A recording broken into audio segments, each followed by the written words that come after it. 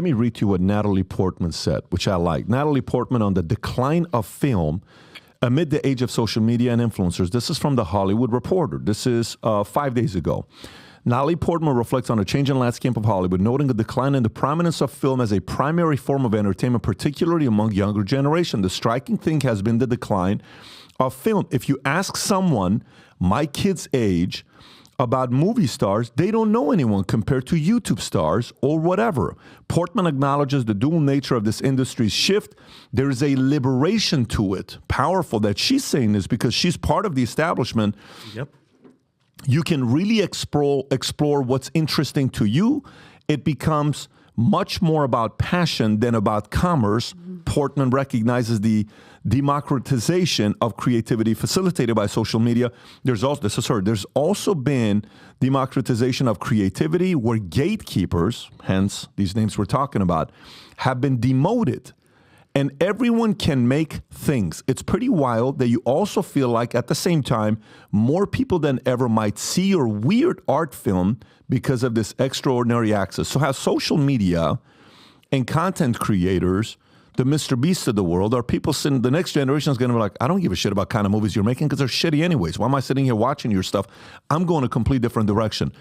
Are these guys long-term sitting there worried about what average day-to-day content creators are going to do to them? Just like what the podcasters of the world, a Joe Rogan getting 11 million views per podcast, where these guys on national TV, they're being saved simply by seniors who watch the news, sports, and big pharma. Do you see that happening with YouTube stars in Hollywood? I think it's already happening. And to coin a phrase, we've seen it in industry before. In the late 1970s, the U.S. automakers were dinosaurs and they didn't know it. And Japanese brought quality, efficiency, low-cost cars, and more importantly, fuel efficiency, right? And they didn't even know they were dinosaurs. And they had to retool everything, and they almost died. Chrysler did die and was brought back from the dead by the federal government. I think these guys, similarly, there's a meteor that is already passing by the moon, coming toward Earth, where all the dinosaurs die. If you believe the theory that the meteor hits Earth and all the dinosaurs died. I think it's happening. I think, if you see what I mean, the meteor's passing the moon, and these folks, I think, know it. They're losing control. They've lost distribution. They're desperately trying to keep theater chains in business. COVID came at exactly the wrong time because theater chains almost died. And so that's distribution. It's a streaming world. And once it becomes an all streaming world and you don't have the theater experience, guess what? Anything can go there, and Netflix and everybody else will put you on the library. And if social media can get you popular and people start clicking on it and then tell their friends, guess what? The old gatekeeper, I make the movie, I will tell United Arts Cinemas what my launch window be. I'm the 4th of July window, everybody else out of the way. That was the way those deals went, Pat. Well, and that's what's happening. One of the first emails that I remember being really irritating me was, oh, by the way, they're asking if you would unfollow these couple accounts. And they were YouTubers who had been very critical of the new Star Wars movies and some Disney. Who's they? PR people? The PR people, were saying that these people didn't have nice things to say about Kathleen Kennedy and that they would like me to unfollow these accounts because I was very engaged in interacting with these people. I was new to Star Wars, so I was excited about I wanted to learn as much as possible. So who else to learn from? The fans that have been, following it all of these years. Was this your PR or agent PR on the outside, or is this corporate PR on the inside? That was corporate. That makes sense. So it's not really the PR firm. It's really Kathleen Kennedy telling corporate PR to tell you. They're telling me unfollow these accounts, and so of course, you don't want to rock the boat. I don't like to, So I was like, oh, okay. And then I didn't, and I kept on following these people, and it just made me look, when you tell somebody not to do something, they're like, wait, what? And so you keep on looking, and you just think, I should be able to follow who I want to follow on my own social media account. And these heads of companies, of the biggest companies in the world, should understand that, it's almost like they went in and they just threw away to some of these fans. They just bombed their, dreams and their Star Wars. And so they're upset about it.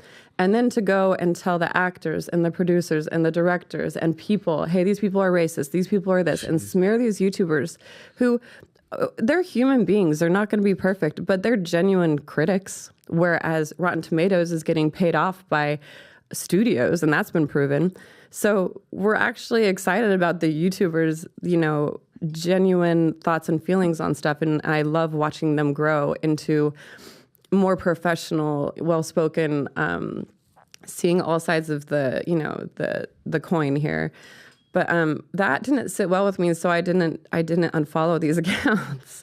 And I think that that was probably, well, why didn't she unfollow them? Well, because I've been criticized. They criticized me, I think, at some point. And instead of shunning them, I engaged with them. I joked with them. I feel like these are not cruel people. They just have felt betrayed by the things that they absolutely give their entire, you walk into a Star Wars fan's house and they have rooms of just memorabilia. Green line, yeah, it's very weird. And spent thousands of dollars to support this thing, and then that happens. And Gina, just from you saying that, how crazy is that Disney has people literally monitor not what you're posting, who you're following. That's a job of somebody to go and and that's pretty weird, don't you think? Mafioso, right? Yeah, it is. It's aggressive, and I think these people aren't difficult. Have them to set, have them come to a set, have them see the inside. Educate people. I think that education is wonderful, and interaction is a beautiful thing. So that's the direction I took. And just by simply engaging with these people, they were like, oh, cool. We might not believe in everything that she believes in, but she's cool. She's solid. All right, let's, move on. So I just, I think YouTubers, I think, it's completely shifted. I think it's getting exposed, like the Rotten Tomatoes. Did you hear about that story? The studios were paying them for the reviews that they want. For like 5 weird, years. Yeah, weird. And then we will go watch the movie and we're like, wait a minute. Yeah. They lied to us. You know what I mean? You see the audience score now. And you see the exactly. It's like, what? It doesn't make any sense. I never trust their score. Or never. now we're forcing people to even be the actual audience score. Yeah, exactly. Supposedly. What is this? So there has been happening for years. A PR firm named Bunker 15 is said to have paid as much as $50 for a single Rotten Tomato review. The payments, which aren't typically disclosed, are usually given to obscure critics who happen to be part of a pull tracked by... Can you click on that and go a little bit deeper into the story? I've never trusted their reviews, ever. Zoom... Okay, I can't even read that. That's so tiny. I can't read that. So you don't worry about it. See if there's another story like says a little bit more about it. There's Vulture, still has a gap. So anyways. And there's another thing that's happening. Sorry, not to interrupt you. There's another thing that's happening is I believe that, these, and I actually from experience, because I thought, okay, there's going to be a massive blowout with this announcement. And so we were interviewing publicists, right? There's a thing called crisis publicist that it was the funniest. It was the funniest meeting because I was like, I'm ready for this shitstorm, right? I'm just ready for it. And this really brilliant, smart woman got on the phone and she's like, yes, you definitely need this. When this breaks, it's going to be like this. And what we can do is we can manipulate Google and we can manipulate all of this stuff. And I was like, oh, so you guys are doing that. Oh, yeah. And I was weird. Like, wait, this is kind of feeling weird, and she's like, oh yeah, and we do all of this sorts of really cool tricks that we have. And then I was like, oh, okay, well, what because I've had a bad history with publicists now. And I was like, what is your environment of your business? Is it like politically, are they okay with freedom of speech and thought? And she said, well, I won't lie to you. We're mostly 80% Democrat out of New York. And I was like, oh, okay. Weird. Okay. And then she said the funniest thing. And I shit you not, I laughing for a minute straight on the phone with her. And I was like, okay, so who are your clients? And she said, we got anybody from George Soros. Oh, no. to this other, whoever, no, I didn't know the other name. And I cried laughing. And I was like, I can't.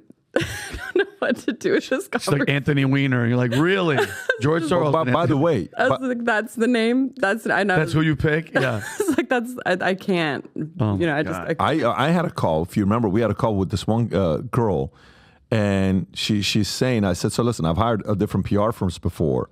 but this is what we stand for. We love capitalism. We're this, we're that. I said, what are your... I said, well, I have to tell you, we're probably not a fit for you. I said, that's great to know up front because I don't want to pay you $20,000 a month. And then you realize afterwards, we represent Leo, we represent this, we represent George Clooney. At least she was open about it. Yeah. The fact that that's who we are. I like her. Yeah, I love that. I really liked her a lot. I really liked her a lot. It was just the fact that, I know that the George Soros thing was just like, nope. Like, because basically, in my opinion, and it's just an opinion, if you've got a client like George Soros, he basically owns you. There's no question about it. So, I mean, if, maybe there's a different company or a different person that they would have said, I was like, you literally said the name that, you're not running your own company. You're responding to anything that he wants because if he becomes upset, then, Yeah, you're out. And then she was like, by the way, can you send me the complaint? And I was like, no. No. Yeah. No, I'm good. Absolutely not. No need for that. But, I have to say, and I, when she watches this, you're a hustler. I appreciate your hustle. And I appreciate, you're a strong, intelligent woman. Transitioning into a couple other stories. By the way, Ryan Reynolds, the names you've worked with, how was it working with Ryan Reynolds? How's it working with some of these other guys that you worked with in the past? Ryan Reynolds is just brilliant. He's a comedic genius. He can rattle off jokes that will have the entire, all of the crew just like busting up in tears and like you see like the camera shaking and they have to like redo it because he is just so brilliant. And who's even more brilliant than him, sorry Ryan, but is his wife. She's amazing. I love her. Blake Yeah. is, she sat down next to me at our cast dinner. She was so kind, and she just had a baby, and the baby was up in the room, and she, it was really funny because, she had dinner, and then she went back up, and Ryan said, this is what my wife sends me. And so he was flipping through, and it was like, baby picture, baby picture, baby picture, and then it was like cow balls. What the hell? I love that. So she's just brilliant. She's an absolute fashion icon. I absolutely adore her. She texted me while I was in Vancouver shooting, and she said, if you want me to show you around, just a complete kind How long ago was that? When was Deadpool? That was a while ago. I mean, and I haven't heard from them since, but beautiful, beautiful memories. I love his work, and I have to, what do you call it? Romance movies? What's the name for it? There's a name for it. Rom-com. Rom-com or whatever they call it. I just hate saying that. Rom-com. Rom-com is comedy, right? Is that romance comedy? Yeah. No, I'm talking about like a Notebook. What do you call that? That's called a what? Oh, that's drama. Is that drama? Yeah. Okay. Depressing. I have watched her, Blake Lively, in Age of Adeline, starting the 41-minute mark where they pick up the sister, and he makes a comment saying, don't worry, my sister doesn't use a cell phone. She just graduated from UC Berkeley, where they make that joke. And you ever seen this movie, Age of Adeline? I'm going to be no, and I'm shocked. Vinny, Is it from dope? 41-minute mark, your body's going to have the chills. What a freaking sick movie. And she crushes it in this movie. So you don't know what the movie's about. I'm watching Have you seen the movie? I have seen it, but it was one of those, I wasn't paying too much attention to it, but Oh my God. But I followed her career, and I look up to her as an actress, and she is one of our classic beauties. She's a beast. Was she in The Town? Was she Ben Affleck's girlfriend, the drug? Yes, and she was phenomenal in Wow, that. Yeah. I just realized that. She's a monster, by the way. She's probably sick. one of the top, one of the best right now at it. I don't know how much how much work she's doing right now. And her husband, Ryan Reynolds. So if you like this clip and you want to watch another one, click right here. And if you want to watch the entire podcast, click right here.